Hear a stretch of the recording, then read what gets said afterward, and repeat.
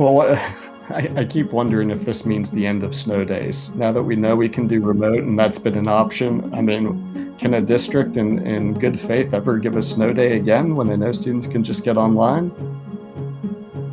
This is Under the Dome. On today's episode, we'll take a closer look at K through 12 school reopening in North Carolina and what the past year has been like for educators, students, and elected officials managing the coronavirus and school. Greetings, I'm Dawn Vaughan for the News and Observer, your host for this closer look episode of Under the Dome. With me today is Alex Granados, senior reporter at EducationNC, and we'll be taking a closer look at the school's reopening issue, which after weeks of back and forth with political everything has finally been decided and signed into law, but the issue itself has lasted a year. So I think we're almost to the day or so when schools were first closed. So Alex, tell me well, first of all, thank you for joining me on this episode. You're welcome. Thank you for having me. Tell me what it was like as an education reporter when all of this started, when you were thinking about, or last March when we realized that schools would be closed, and then was it 2 weeks? Was it, a month? Was it months and months and months and months? And just kind of how educators in general and everyone involved in schools thought going into this, or did they think anything? We didn't know it would happen. Yeah, I mean, when this all happened, it was really just unprecedented, right? Even when we were just hearing about the virus and the potential for a pandemic, the idea seemed far-fetched. Like, people have been talking about this kind of thing for years. It can't possibly happen. And so the moment when Governor Cooper actually decided to close schools for 2 weeks was, for me, the moment of realization that, yes, this is a real thing that is happening and things are about to get serious, because the government doesn't close school for things that aren't serious. I mean, it's heavy snow and hurricanes and now a pandemic. So for me, it was disbelief, for, I think, educators and for staff people at the Department of Public Instruction. I don't know that they even had time to express belief or disbelief, because they had to so quickly switch to a whole new mode of educating students. I can't remember exactly what the timetable was, but it was a quick turnaround in which all the schools were expected to start offering remote learning. I was going back and looking at one of the first articles I wrote around the start of this, and the then DPI spokesperson, Graham Wilson, I quoted him in an article about the online learning resources that DPI was making available to teachers.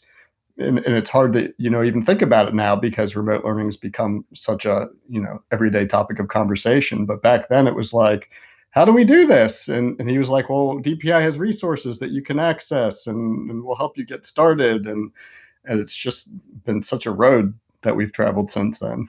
I remember at the beginning, it was kind of sort of a look at how, some educators went easily into it and love it, and some didn't. And then when you think about the students, depending on their age and grade and familiarity, if they even have devices at home, or I'm a Wake County parent. I've got my son a laptop for the first time ever. Didn't have his own. And, there was the parent relief checks that were in some of the COVID money from the federal government that was passed last year. And just the idea of that, and that was only a few months after it started. I don't think anybody really knew. I remember that Right. We thought, well, would school open in May maybe, or in June? And then when the legislature first started talking about it, I'm sure you remember, it was, well, let's put some remote learning days into the next school year in case this is still around. And that feels, how long ago now, like 10 years ago, it feels like. Yeah, I mean, it was like everybody, and I think I was doing this too, was looking for landmarks of when this was going to be over. So first Cooper said it was going to be 2 weeks. So it's like, all right, 2 weeks and we'll be done. And then, towards the end of that 2 weeks, it seemed obvious that things were getting worse and that schools were going to be closed for longer. And it was like, okay, the rest of the year, we can deal with that the rest of the year. And then it was like, but we'll be okay in the fall. And then all summer, the big announcement we were waiting for is what Governor Cooper was going to say about how schools were going to reopen in the fall. At every landmark, it seemed like if we just get to the next landmark, things will be better, things will be turning around. And at every landmark, things were not turning around. Things just seemed to be getting worse. And if you had asked me last year that Sunday is the actual anniversary of when schools closed, March 14th last year, if you'd asked me then whether it would take this long for things to get back to even a semblance of normality, which arguably it really hasn't, I would have thought you were crazy. I thought this was going to be over by the end of the summer. Yeah, so it's been quite a ride. I wonder how if we would have if we had known it would last this long, if we would have made it this long. Because there's always that hope of, well, next month we'll see, and sort of. But then, in the other sense, it became Groundhog Day and Groundhog Week of the governor and Dr. Cohen's press conferences, and this. I mean, you can made the joke that there's the bingo squares of dimmer switch and science and data, and thanking the providers, and once we get to vaccines, and these repeated phrases over and over, week to week, every few weeks. And in the middle of this, there are the teachers and school staff that have to figure out how to do their jobs in this whole new way. And it's been interesting to see how, again, like when that first went remote, and some educators were perfectly comfortable with online. Some students were. Some students did better academically online. Some students did terribly. I mean, weren't there? It was the failure rate of students, and not just in North Carolina, but in other states too. And you cover the State Board of Education too, right? So what have you seen on how they've tried to handle this? Because they're appointed, so there's politics involved, but also trying to run statewide a school system with who's telling them and who's complaining to them, and all of those factors. Sure. Well, it was interesting. I remember at the start of this, it seemed like everybody was coming together, and not just on the state board, but it seemed like the Republican legislative leaders were coming together with Governor Cooper. It seemed like everybody was on the same page, and that didn't last. But I was looking back at when this first started, and probably a week before the pandemic became clearly serious, I was writing an article about acrimony between then Superintendent of Public Instruction Mark Johnson and the State Board of Education. Superintendent Johnson's entire term was marked with acrimony with the state board. They never really got along. But the very next week, as soon as the pandemic hit and the state board and DPI started having to address what was happening, the tone changed completely between them, and changed for a long period of time. It seemed like everybody realized that all of the political stuff didn't matter anymore, and they had to figure out a way to switch to remote learning. They had to figure out, what were we going to do about all these requirements that nobody thinks about. Everybody always complains about testing, end of course, end of grade tests, rightly or wrongly, but nevertheless, there are requirements, there are federal requirements, there are state requirements. And so, last year when it became clear it was going to be very difficult to administer these tests, they couldn't just unilaterally decide not to give them. They had to seek waivers from the federal government, seek waivers from the state government. And there was just a host of little decisions that the State Board of Education had to make about changing all of these things, from testing to school performance grades. And so, for a long time, I'm not even sure how long, every state board meeting was just about COVID-19. It was all about COVID-19 and exceptions to policies, and, what are we going to do about this? What are we going to do about that? And everybody was on the same page. And while it was, I think terrifying for a lot of people, it was also nice to see everybody kind of working together on the same problem, regardless of politics. Of course, like I said, that didn't last, but Right, Johnson and Cooper were together at pressers, and then now, Truitt and Cooper. Do you think, and of course that mhm. the in-person press conference where they were all together outside, and which it doesn't always happen that often that they get together in agreement on things. Do you think the election, and for people that may not know, Johnson, didn't run again. He ran for lieutenant governor, didn't make it through the primary. Catherine Truitt is the new superintendent. She's also Republican, like Johnson. Seems to have maybe a different style, some different differences on policy and how she wants to handle things. Do you think that's been a factor at all as far as who the superintendent is, or not really? I mean, I think it's a factor in a lot of what the State Board of Education is doing, just insofar as it's easier for the state board to make decisions when the head of DPI, is working with them rather than opposed to a lot of things that they're doing. Superintendent Truitt, a lot of her campaign was about how she was going to be a different kind of superintendent and how she was going to work with the state board and be kind of a partner with them. I think it was her first meeting with them in January. I think the chair of the state board had kind of a speech about how they were working as, with one voice. They were going to talk with one voice. And I think that has made a big difference in how the State Board of Education operates. And just anecdotally, from talking to some Republican legislators, I think it makes a difference for them in working with the state board and with DPI, just kind of going forward and how policy decisions are going to be made. I thought it was interesting that Truitt came when she was running, I believe it was September, and Republicans, including former Lieutenant Governor now, Dan Forest, at a press conference pushing for schools to be open. And she didn't have a role at any point there, but was there for that and part of that push. And that announcement kind of got overshadowed by Forrest's comments about, I'll end the mask mandate and open schools immediately. And that's the plan. That's the whole plan. But everyone else there was pushing for general reopening of schools. And Governor Cooper, was it within days, announced that elementaries could open under Plan A. Mm-hmm. And even earlier this year with Senate Bill 37, which is now dead and moot. But as soon as that was filed, then Cooper strongly urges schools to open. And it's been interesting to see, sometimes really in a matter of days, really the push from Republicans wanting this, and then Cooper reacting. And some of the timing of that has also been the latest, CDC study or guidance or other studies. And once there's that data about the negative impact, on all these children not being in school in person, things like, from foster care to, mental health, all these other factors of what's going on. And then now that vaccinations were here but teachers not on the list yet and wanting to be on the list. So what do you think about that political tension and the timing?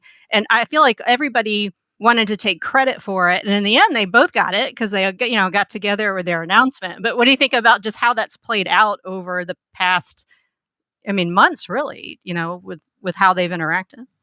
Well, education is an interesting topic politically, because I think it's one of these issues where almost everybody can honestly say that they have the same goal. They want kids to be well educated, right? Nobody's going to say that is not their goal. And so I think we kind of see this playing out in how Republican positions can push Governor Cooper to do things, because the truth is that both sides ultimately had the same goal. They do all really want kids to come back to school. And the only difference was really a matter of how to do it. And so I think, at every opportunity, Cooper felt the pressure from Republicans, but I think he also understood that the pressure from Republicans was symbolic of the pressure from parents, because I think that education is one of these interesting topics where ideology can kind of go out the window when it comes to your kids.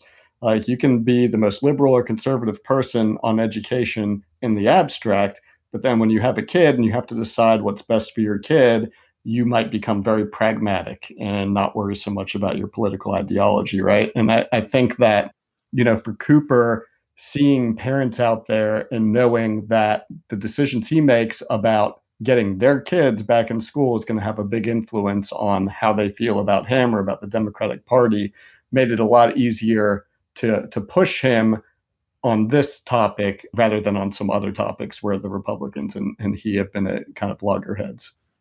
I remember when the SB 37, the bill that was not the compromise bill, but the initial bill that the Republicans put forth and had Democrats vote with them, but the override failed.